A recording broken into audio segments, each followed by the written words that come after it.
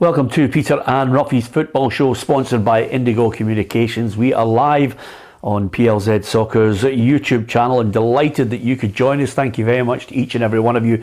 The increased subscribers and of course great views right across the YouTube channel for our news and our regular programming as well. If you hit the subscribe button, you'll be part of the football family. Ruffy and Tam McManus are here with me. Friday's usually a day when, of course, Charlie Adam usually sits here, Ruffy. But of course, it looks as if it could be a broken arm, a broken fibula, 5 cracked ribs, and no spine, Ruffy. Yeah. As you can see from the dive. I mean, the dive itself looks dangerous, but in the end, you know, I don't know how extensive the damage is, but it definitely was a dangerous dive for anybody who could have fallen on, or indeed for his own safety. Yeah, it looked a sore one at the time, didn't it? Yeah. But, he picked himself up and dusted himself down, but maybe he's just tripped or something on the way here today. Yeah, absolutely. And of course, just a slight cold, which is another way of saying that he's bottled it. He was on 5 Live because he was able to go on there and say to them, oh, you know, he's getting a wee bit of stick here and there. But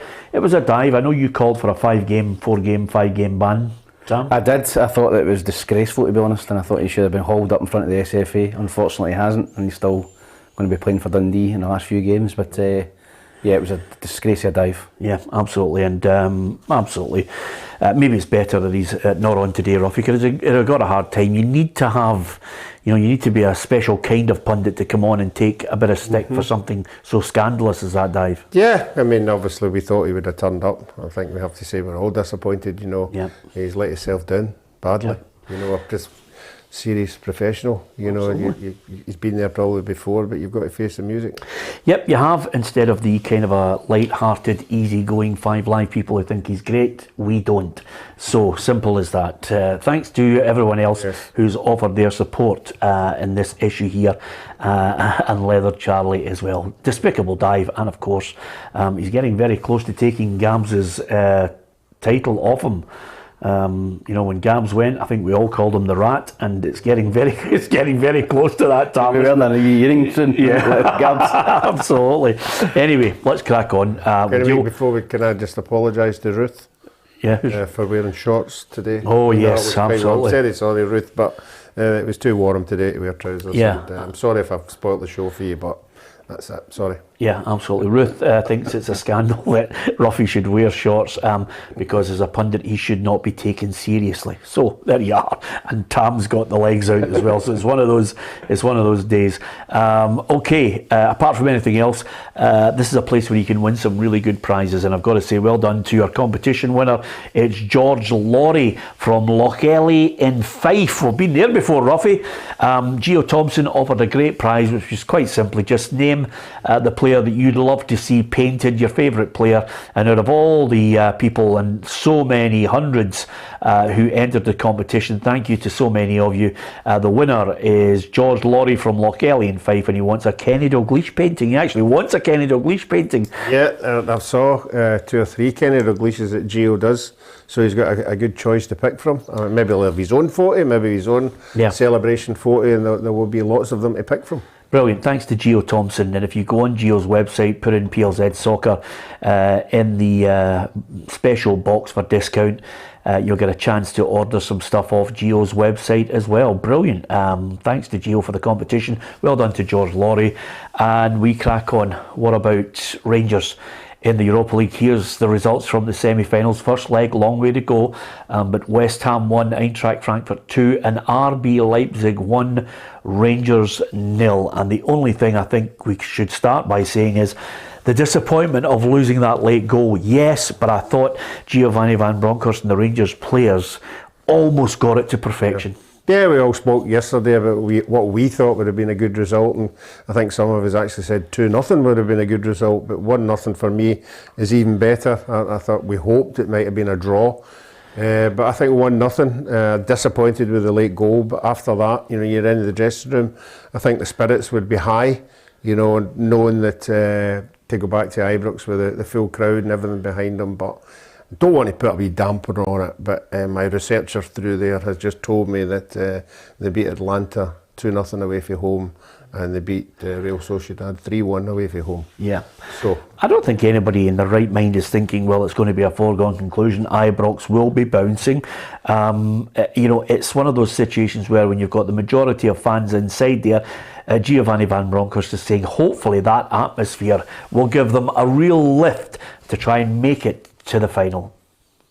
It's a final in Seville we can qualify for, so we have to give everything. And I'm sure that our home game next week at Ibrox will give us a lot of energy to overcome Leipzig. And it's a quality team we also saw today, but we want to reach the final. Yeah, and you reach the final by just pulling out every stroke that you can. And let's not forget, Rangers got 2 strikers out. Ramsey wasn't available, and they sat in. They had less than 30% possession, but the game plan was clear. Yeah, it was clear. I think the Rangers went to play for a 0-0 or a 1-0 defeat. I think with the personnel available, that was probably the best option for Giovanni Van Bronckhorst. I think he could have played Sakala, but I think he went safer. He played Aribo in the false 9. Played right up there. Didn't quite work out for Rangers. They couldn't get out at times. Got up the pitch. That's where you're missing Morelos. But a ball in behind and he chases everything. It was a big miss for him last night. But I thought the 3 at the back, 3-5-2, I thought it worked perfectly. I thought they nullified Leipzig all night really. And it just so happened, 5 minutes to go, it was a walkout from Angelino. Yeah, I mean, it was an absolute belter from him as well. I know exactly where you're going with your gags anyway, but apart from anything else, the one moment in the game, and this is the key to all of these European games, sometimes if you do have one moment, you've got to take that chance. And I was just looking and wondering, as soon as he produced that nice little step over, Kent hit the target. yeah, I mean, that's what you're expecting. You're not going to get many chances. He can create, he can do that wee bit of magic. You want him to hit the target, you want him to make the goalkeeper make a save, but it wasn't to happen. And after that, I think Rangers just tried to see the game out. It wasn't one of their games where Callum McGregor was called on that many times. Usually away from home, he's the one that makes the big crucial saves, and they weren't bombarded at any moment in time. Yeah, they had a lot of possession, but not to the extent as what we thought they would. Was there a wee question mark over the goal offside? For me, the boy was. I saw Golson putting his hand up. I thought Golson. I thought, with VAR, I thought there was a great strike with the lad, but I thought the guy was offside and he was standing in the line of sight, Callum McGregor. So I clocked it straight away. I thought they might have had a look at it for Rangers, and Rangers have been, they've been on the end of a few decent VAR decisions, but they didn't get that one last night. But I did think they would have a look at the offside. Technically, though, I mean, the left foot strike was an absolute peach. The boy that I think everybody was raving about, who didn't actually produce anything, was Nkunku. He had 3 good chances in the game, Tam. Yeah, he did. I think the last one was the best one. He goes round, Lundstrom has a little tug at him. Maybe he could have went down. But I think as a striker, you're always staying your feet in that situation to try and score.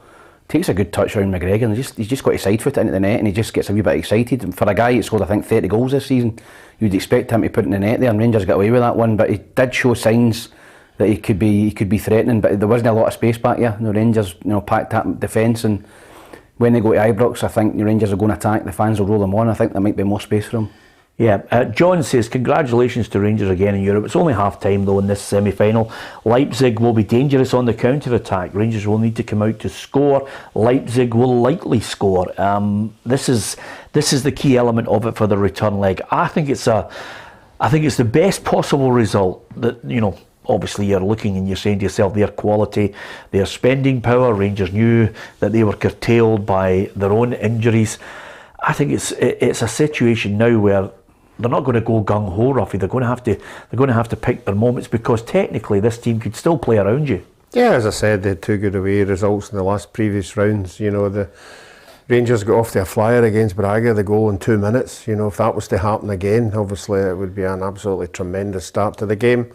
But we know this mob have got quality, particularly that boy up front, who's got a tremendous record.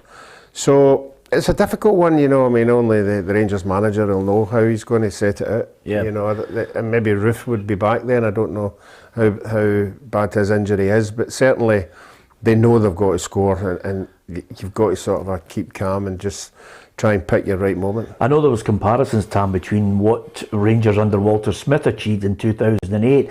It wasn't pretty to watch, but the essence of the game is, for football purists who want this kind of an open game, if you're in any kind of sport against an opponent who's got far more in their arsenal than you have to work out a way to beat them.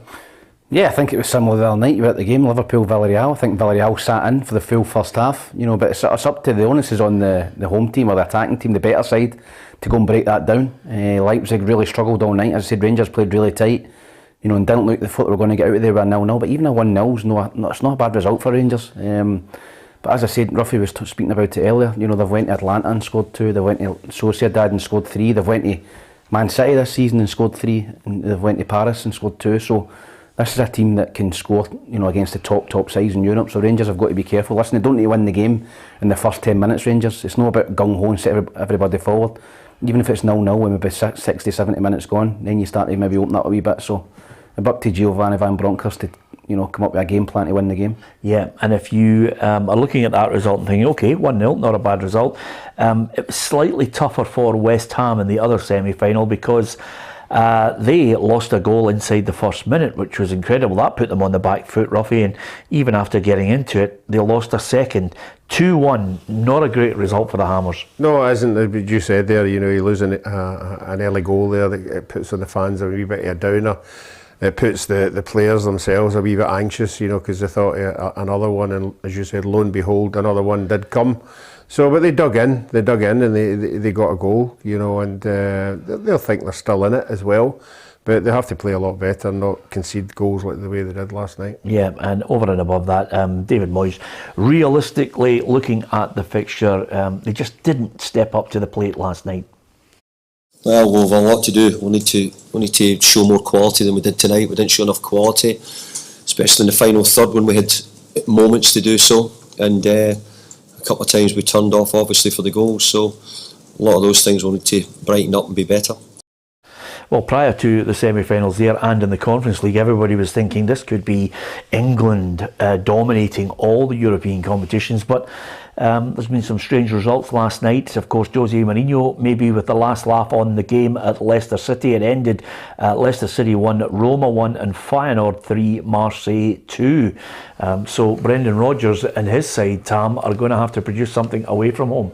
Yeah, by all accounts, they dominated the game against Roma. Leicester, and obviously I think a draw still keeps the tie alive for both teams. To go to Rome, and win would be a big result for Leicester. But I still fancy Leicester to get through that tie. Yeah? Yeah, I do. No, for me, I think Mourinho's got that sewn up. He's got trophies under his belt. Anytime he gets to a final, he generally comes out the winner. It's an incredible record he's got. And with them a home advantage, I think they should win that one. Yeah, okay. That's European football.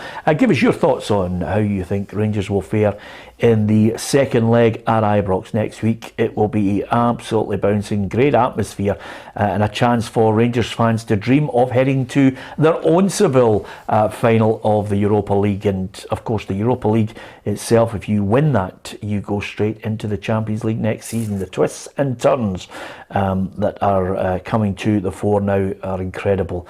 We'll wait to see what happens on that. We'll preview it all the way up to next week. Now to the Manager of the Year, the PFA Manager of the Year. The nominees have been released. And here are the 4 candidates: Ange Postecoglou, Dick Campbell, Paul Hartley and Malky Mackay. 4 of them worthy of the nominations in your mind. Is there anybody missing there, Tam? No, not for me. I think that's probably the standouts. As we said, there's still, we're at the business end of the season, so there's still titles to be won, promotions to be maybe, teams like Arbroath maybe go up. So at the minute, I would give it to Dick Campbell, and he's definitely getting it if he takes Arbroath up. It's one of the biggest achievements in Scottish football, to be honest, a part-time team. So I think at the minute he gets it, but if they don't go up and Ange Postecoglou, win the league and cup, then you maybe give it to Ange. Yeah, the credentials of these managers, impressive to say the least, and Paul Hartley and this constant climb from Cove Rangers, I think deserves special mention as well, Ruffy. Absolutely amazing. I think it's 4 years they started the climb and got promoted every year, and where they are, it's a tidy wee ground up there. I'm sure they want to expand a couple of stands, you know, to make it a wee bit more exciting. But no, you've got one winner and one maybe winner and two the only winners. Okay. So you have to put your head round, you know, how you hand out these awards. Right, fire out your declaration. Oh, no. So one winner. Well, you've got Paul Hartley who's won the league. You've got Ange who might win the league. Yep. You've got Dick who might win the league, and Malky who won't win the league, but he might get. Dick Europe. can't win the league. They've lost it last season. No, but he last might week. get promoted. Yeah, might get Get promoted. So Yeah. I'm forgetting about budgets. I'm not worrying about budgets now, who's got what, so I'm going to go for Dick Campbell as well. Yeah, okay, I think we're all on that page with him. It's tremendous for a part-time team. But who knows, the managers have placed their votes, had a look at all the candidates. We've mentioned Dick Campbell, we've mentioned Paul Hartley and Ange Postecoglou.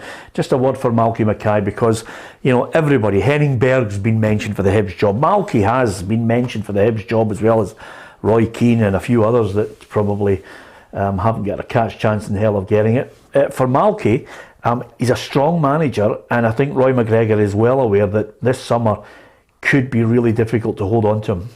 Yeah, listen, I think he's done a fantastic job at Ross County. There's absolutely no doubt about that. I think they were probably favourites to get relegated. You know, still an opportunity for him to get them into Europe, which would be unbelievable. I think that if Hibs are looking, you know, in terms of Scottish football, you know, who's doing a good job, who's an experienced manager, ticks a lot of boxes. He's maybe known as, you know, fancy a name for the Hibs supporters as a Philip Cocu or a Roy Keane, which I think would probably excite the Hibs fans more. But I think that both of them are more risky. Don't think there's absolutely no chance that Roy Keane's getting the Hibs job anyway. But Philip Cocu's obviously expressed his interest. But I think if you're looking for somebody who's solid, a safe pair of hands, knows Scottish football, then Malky would tick a lot of boxes. But it remains to be seen which direction the Hibs board go down. Yeah, okay, here's the Scottish Premiership fixtures for the weekend. If you're thinking about going to a match, Aberdeen Dundee is bite your nails time for the Dark Blues fans. Dundee United against Motherwell, Hearts Ross County, Livingston against Hibs, St Johnstone against St Mirren is not for the faint-hearted. And then on the Sunday, Celtic against Rangers. This could be what many consider a title-winning day if Celtic were to win it, or could it be a case of Rangers going to Celtic Park, winning, and suddenly really putting the cat among the pigeons? We're going to talk about that shortly, but Aberdeen Dundee is one of those situations where you've got a manager who hasn't won a game in 10 since arriving at Dens Park, which is Mark McGee, although 3 positive draws in the last 3 matches. And you've got a manager that can't get a trick out of Aberdeen, and that's Jim Goodwin. Yeah, I think the signs at the end of that game last week for Aberdeen, okay, we know the goalkeeper should have been sent off, but I think the Aberdeen fans are beginning to lose faith in this year completely, and quite rightly so. Jim Goodwin's doing his best to sort of keep them going. We go walking around the stadium clapping and all that stuff, but it's up to the players for me. But I think it'll be a nervous day tomorrow, and I think Dundee getting these draws will be good enough to go up there and get something out of that game. It's one of those ones where when you look at the evidence of the way Dundee are playing, dives apart, they are showing a bit of spirit. And this is the perfect time to face an Aberdeen side where I think Jim Goodwin, if he could clear them out now, he would, but he just has to cajole them to the end of the season. Yeah, it's a difficult one to call, that game, actually. Dundee, as you said, they've shown great spirit in the last few weeks, to come from behind and get 3 draws. Mark McGee desperate for a win. I don't think they've thrown the towel in yet, but it's a game, again, we speak about it, Dundee have got to win. They've got to start winning games. Draws are no use now. They're 5 points adrift. They have to go to Aberdeen and win it. I don't think they've got the capabilities of going to Aberdeen and winning.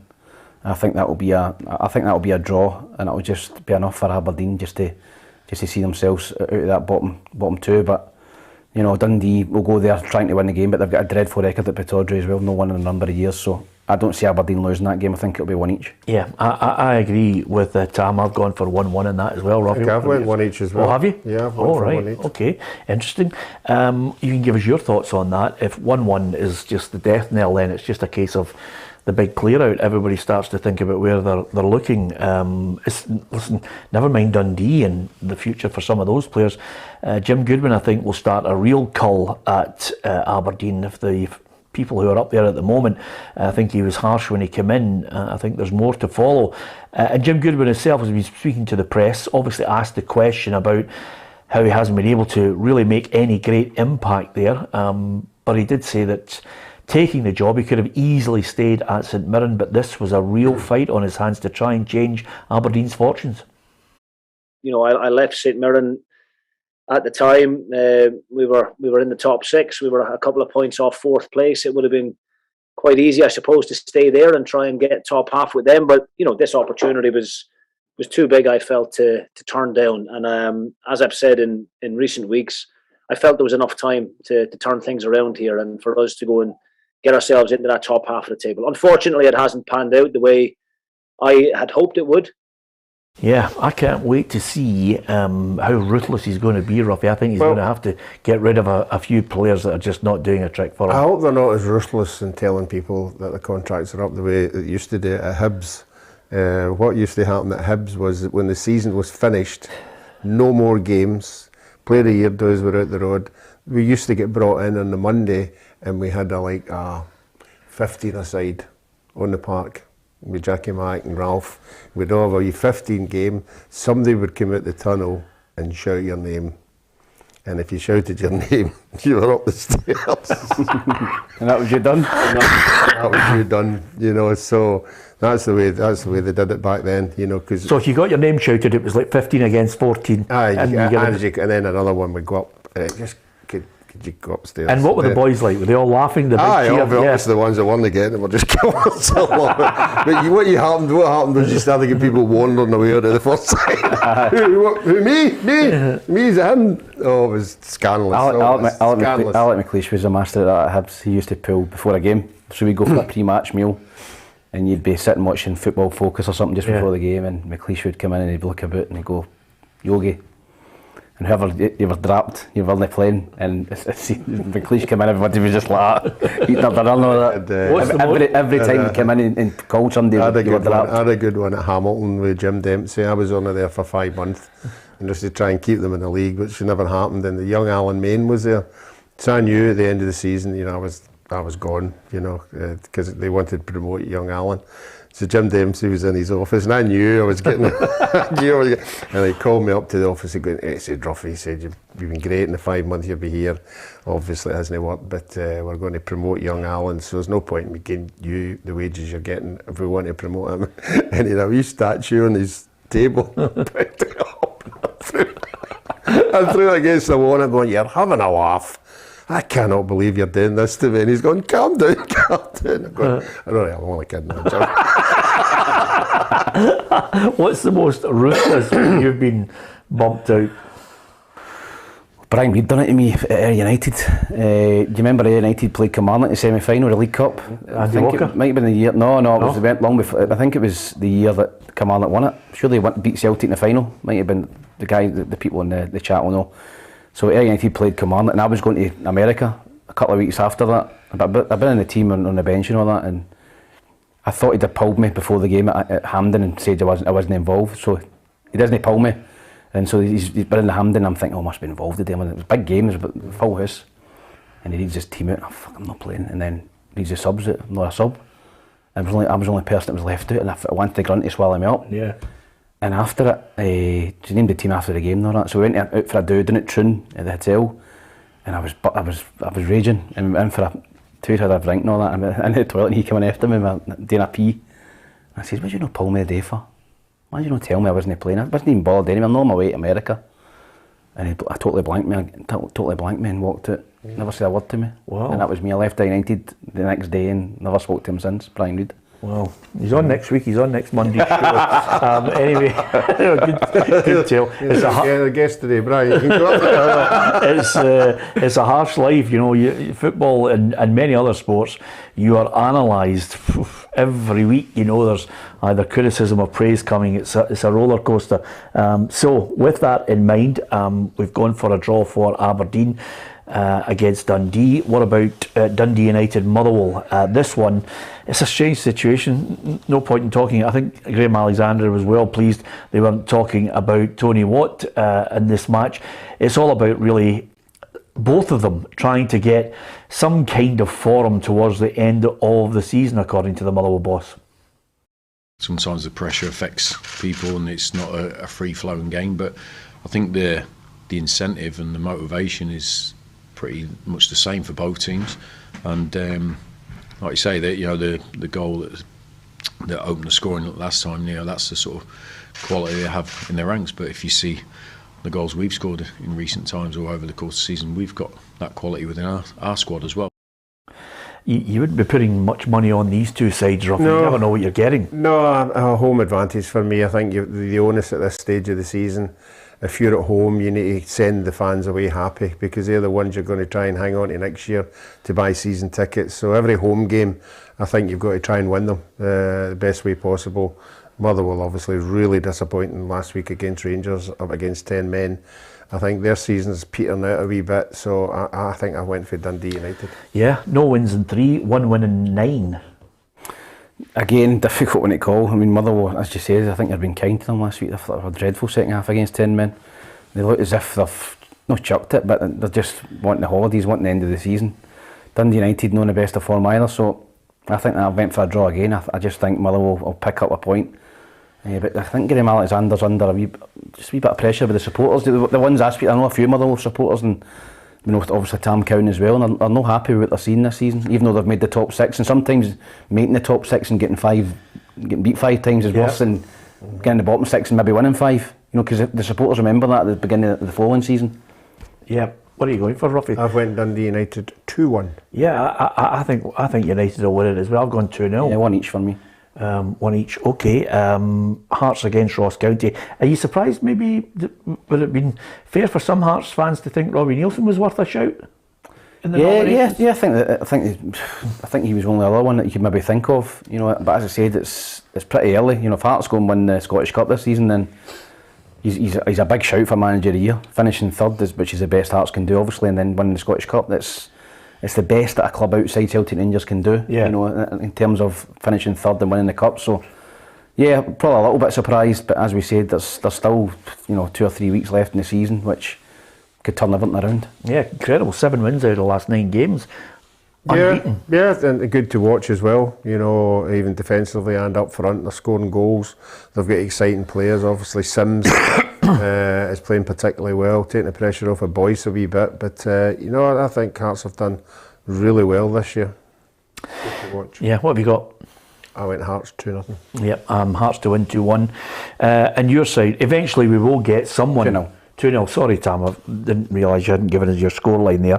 Eventually we will get someone who's going to be unveiled as the manager at Hibs, but you're away this time to Livingston. Mitchell and McGregor might have a wee sniff maybe at the bench to come back in and help this team. It was a crucial win against St Mirren last week. Yeah, it was a big win. Listen, it wasn't a great game. I don't expect tomorrow to be any better in terms of the quality of the game. It's never a great game on that pitch. Livingston won against Aberdeen, so this is the 2 teams that I think they'll be looking to win the 5 games. Livingston just missed out. Hibs just missed out. I think they're 2 of the strongest teams in the bottom 6. They'll be looking to try and win, 5 out of 5, to try and send their supporters away. Hibs, for me, I don't think they've got enough goals in them. They got 1 last week, didn't create a hell of a lot of chances. Livingston, I went for 1 each in this game. I don't think either team will win. I think that a draw suits both, and they'll just both be, particularly Hibs, I think they would just be looking to get to the end of the season and get a manager in. Yeah, I've gone for Livy to win it 1-0, Ruffy. I wasn't impressed with Hibs last week. Goal scoring chances were few and far between. Obviously, I think we all know Livy got a wee bit fortunate last week with the way things went for them.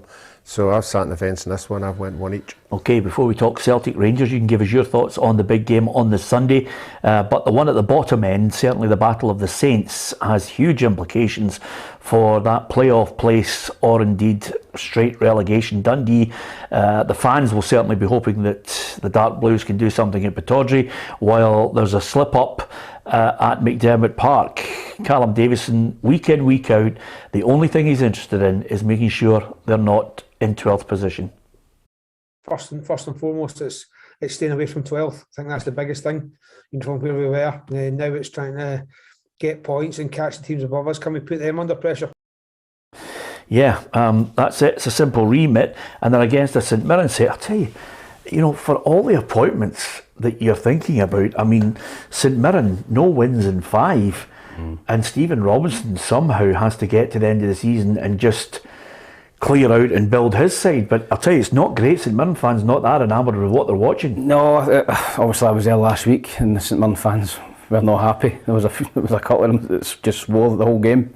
They're not happy there. But you know, Robinson came in at a difficult time. Same with Goodwin. You need a window or two to get your own players in. It's hard to go in and get a wee spark at them straight away. I think St Johnstone will win, and I think that will drag St Mirren back into it. I think St Mirren are in a bit of trouble. I've went for 1-0 to St Johnstone. St Mirren last week, they hit the crossbar, but they didn't create a lot of chances. They're struggling a wee bit up front, I think. Brophy and Main not playing well, you know, struggling for creativity. I think St Johnstone are well capable of eking out a 1-0 and really bringing St Mirren back into it. Yeah, I'm going 2-1 to St Johnstone. Ruffy, what about yourself? Yeah, I went 2-1 St Johnstone as well. You know, we played St Mirren right at the beginning of the season, and I thought Boyce and Main would cause havoc. You know, but it hasn't been the case. They've hardly chipped in any goals at all. Obviously, I think losing McGrath has been the biggest thing for them. He was always had something a wee bit special, but I think St Mirren are struggling, and you're nothing in 5 and going up there knowing that if you don't win the game you're going to get drawn into it will be too much pressure for some of them. So I've went St Johnstone 2-1. Yeah, Stevie Robinson says some of his players are playing through the pain barrier. So yeah, we've got a few potential doubts. And to be credit to the boys, you know, there's a lot of boys playing with injuries. You know, people like Curtis Main who require surgery at the end of the season, playing on with injuries. And so that has to be admired, and it shows the character of the squad. They're all wanting to make themselves available for the game, and then I've got the decision to make whether they play or not. But that, you know, when you say about the character, can the boys enjoy it? They certainly want to be a massive part of it. They want to be. They're really together. A really good group of boys that are together. We know that we can get better results than what we have done as a collective. Yeah, so St Johnstone against St Mirren takes us nicely to the Sunday. All the exploits of Thursday for Rangers now well and truly behind them. They have to refocus, go to Celtic Park and try and somehow get a win that throws this title race wide open again. I know Brian Laudrup says it's not done and dusted. I was looking at all the pundits offering their assessment of this one. Celtic in their own backyard have destiny in their own hands, Ruffy. Yeah, they certainly have. I think we all jumped on the bandwagon a wee bit in the last game, you know, the semi-final, thinking Rangers were a difficult midweek European tie and they would come back and Celtic would, you know, sort of wear them down. That wasn't the case. The Rangers' energy levels were absolutely fantastic. But I think the difference in this one, as you've just said there, Celtic are at home, large support behind them. According to last week against Ross County, they were back in form again, playing the football they've been playing all year, and I think they'll just edge it at the weekend. Yeah, Ange Postecoglou was asked today about Rangers' performance and their march to the semi-finals of the Europa League, whether that can offer any kind of incentive for Celtic moving forward. Yeah, Rangers have done very well, and Giovanni's they've done a great job in getting him to the semi-finals, and I guess from their perspective, after last night they're still in the tie and an opportunity to get to a final, which is great. But I think if you want evidence of how well Scottish clubs can do in Europe, there's a trophy I can show you just down the road here, mate.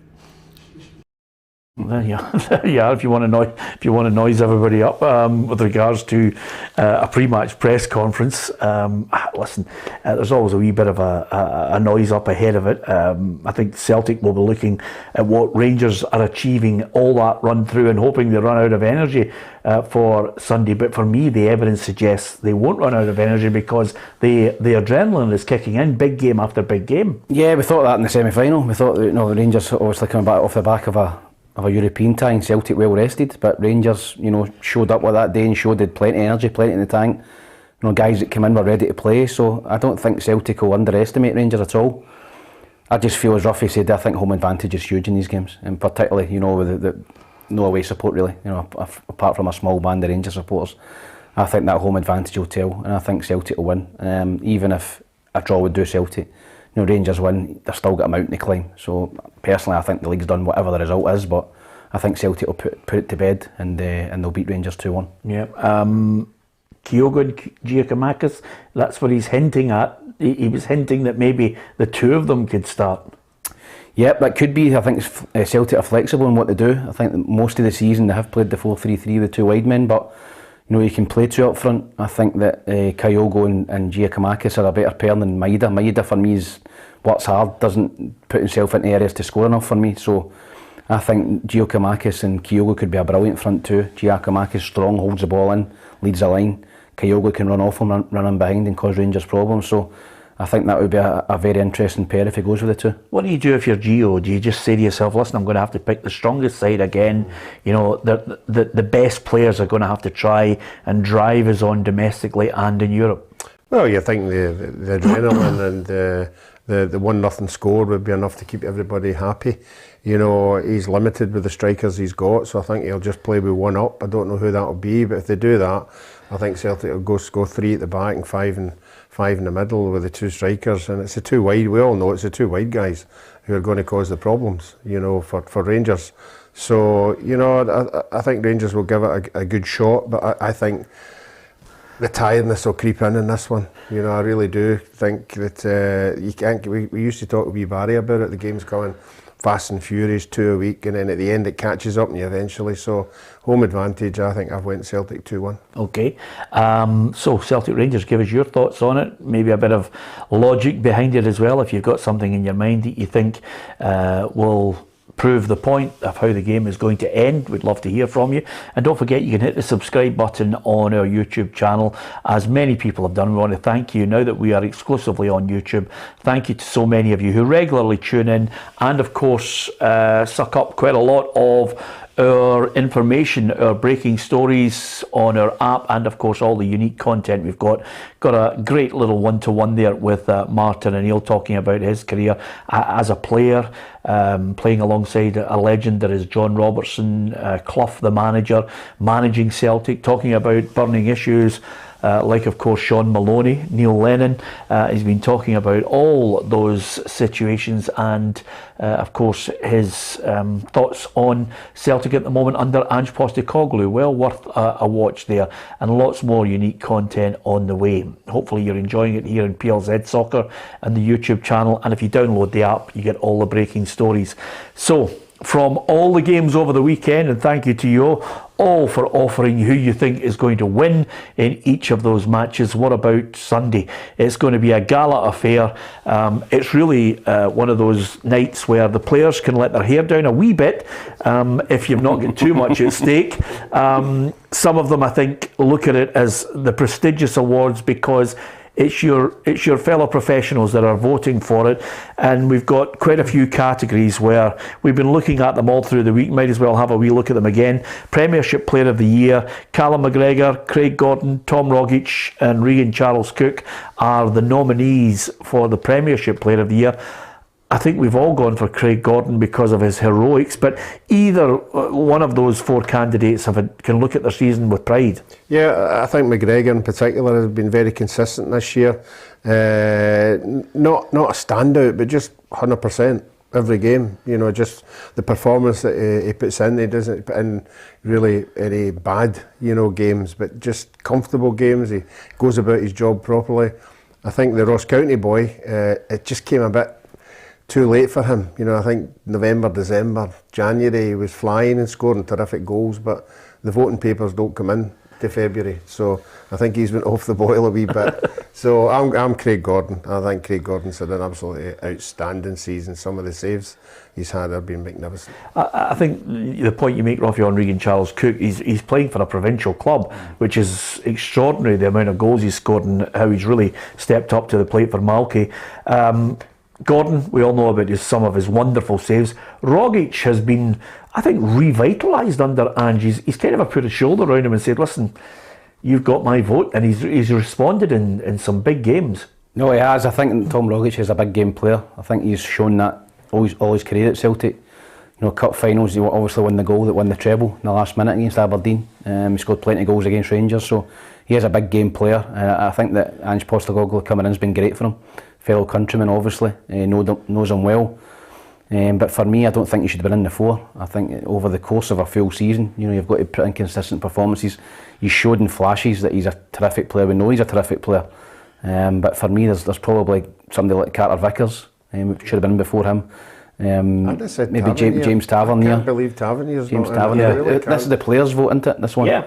So we can't grumble. It's the players that are voting for it. You know, so supporters obviously have their opinion, but it's nothing to do with the supporters. It's to do with the players. Well, over and above that, I think I've spoken to a few Rangers fans who are absolutely gobsmacked that even in the young player category, Calvin Bassey wasn't given a mention for his performance as the young player.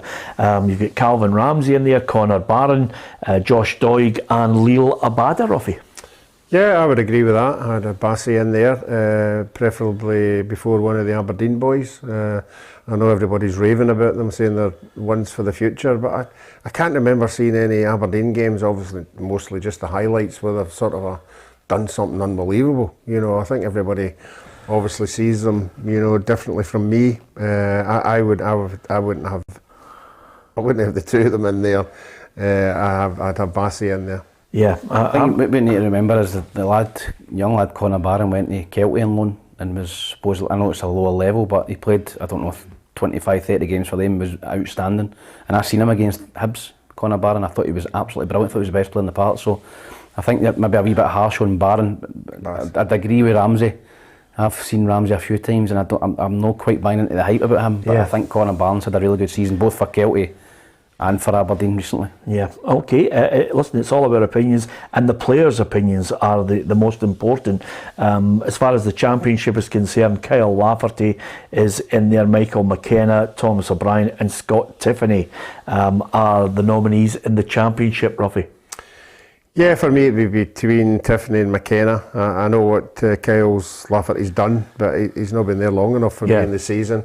So it'd be between these two. The boy McKenna can go to another level. It'll be interesting to see at the end of the season whether he's happy to be there, obviously depending where Arbroath finish, but I think that there should be clubs in the Premier League looking at him because he's a box-to-box player, he scores goals. Tiff, you know, excites me when he's on his game. You know, he's the kind of player that you want to see. You can see round about when he's on his game, the supporters absolutely love him. They just want you to give him the ball and let's see some magic. Yeah, no surprise that in League One, Cove Rangers dominating because of their success there. But Dylan Easton is in there, Harry Milne, Rory McAllister as ever, and Mitch Megginson. Megginson for me, I think, by a mile. I think he's the captain this season, scored the goal that won the league last week. I think he's scored an incredible amount of goals, so I think Megginson will win that. And League Two, again, you're looking at the players there. Joe Cardo, you know well, Ruffy. Owen Moxon's in there. Michael Tidser, we've had him on the show, and Jamie Barjonas. Well, Cardo's another Tiffany, you know, he's just got a wee bag of tricks, you know, and in that level, at that league, he's been absolutely super.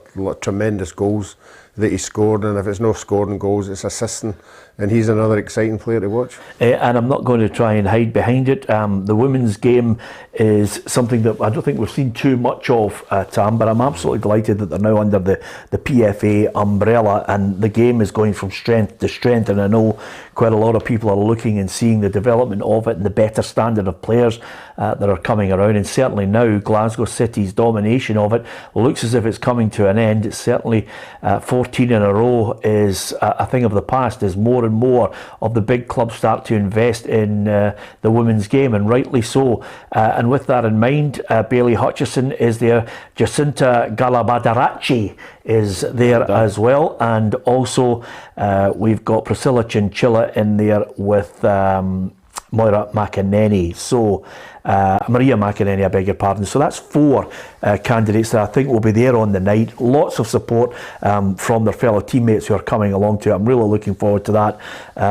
So that's the nominees for the young player, and for the Women's Player of the Year.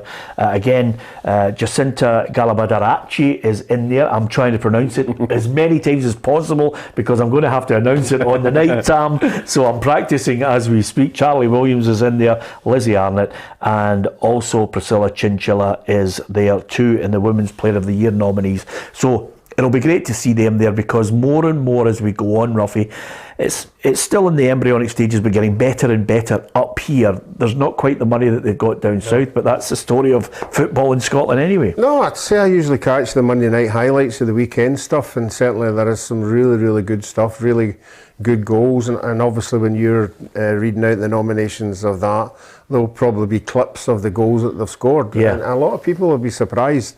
A lot of quality goals, great technique.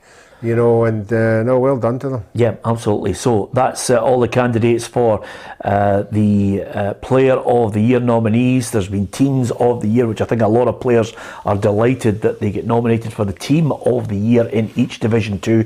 And on Monday's programme, we will have interviews with the winners in all the categories. We'll be chatting to them, getting to know their thoughts on the season, how they feel about winning the award, and of course their own team's performance. So if you do join us on Monday when we'll be reflecting on that fabulous awards ceremony on the 1st of May at the Glasgow Hilton. Of course, a week later, the Scottish football writers will all assemble to hand out the awards according to the journalists who've watched all the players play over the course of a season, and they'll be awarding Manager of the Year as well. Okay, a couple of things I want to talk about before we go, lads. Ukraine will play Bundesliga side Borussia Mönchengladbach on the 11th of May, and that's, again, preparation for the build-up to the game where, fingers crossed, they are able to play that playoff against Scotland. Yeah, hopefully. I'm sure that'll not be the first game they'll try to get under their belt. They'll probably try and get another 2 as well.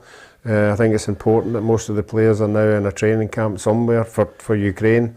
And I think we're all anticipating it'll be a wonderful night for both teams and the occasion for both teams as well. So, yeah, let's hope it goes ahead. Yeah, absolutely. Okay, the English Premier League, this is what's on offer on the Saturday and the Sunday down south.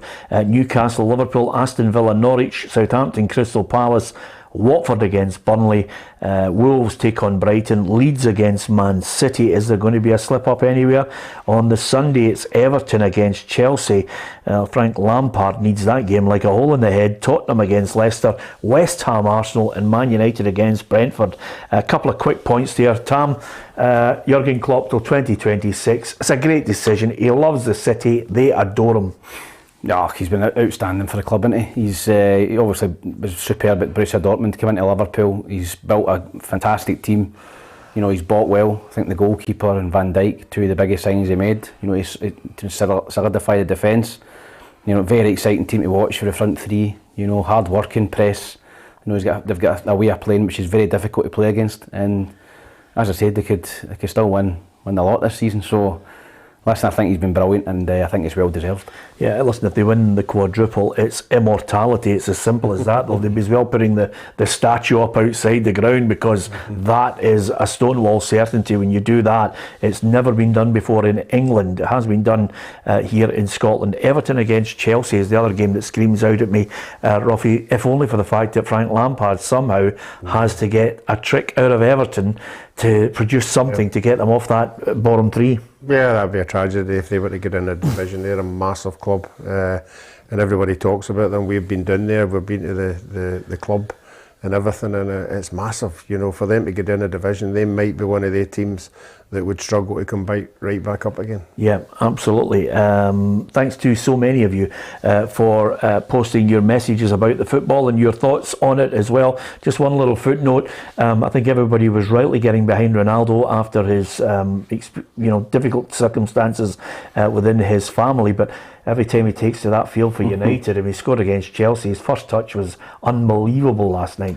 I think Man United would be near the relegation battle, to be honest, if he wasn't there. I think he's carried them this season. Great finish, great first touch, nearly burst the net. He's still a top player, and it'll be interesting to see what Tinkat does. Does he keep Ronaldo about, or has he got a certain way of playing that doesn't fit Ronaldo? But I think there'll be a lot of clubs still fancy him if he doesn't get a contract at Man United, it leaves there. Yeah, absolutely. Okay, thanks to each and every one of you for joining us. Don't forget, hit the subscribe button. If you download the PLZ Soccer app, you can watch the show live on the app as well as the catch up on it. We've got all the breaking football stories, but the YouTube channel, Monday to Friday, we reflect on the football north and south of the border. You get managers and players interviews as well. It's well worth sticking with us in PLZ Soccer on the YouTube, and you get, of course, the pundits and their opinions. Some you like, some you don't. But thank you to all of you for your feed today and your offer of who's going to be manager, player and young player of the year. We'll have all the interviews on Monday's show. Hopefully you can join us then 4 o'clock on PLZ Soccer's YouTube channel. Don't forget to hit the subscribe button. If you're going to a game this weekend, go support your team, stay safe, get home safe. It's only a game. Enjoy yourself. Thanks for watching.